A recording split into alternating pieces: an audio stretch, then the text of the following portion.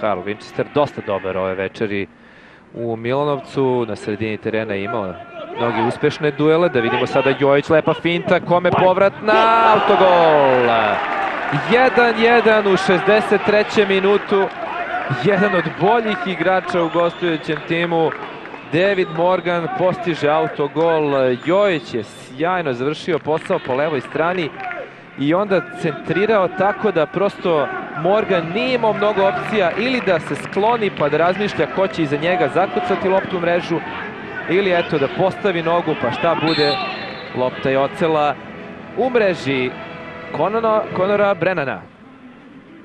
1-1 od 63. minuta.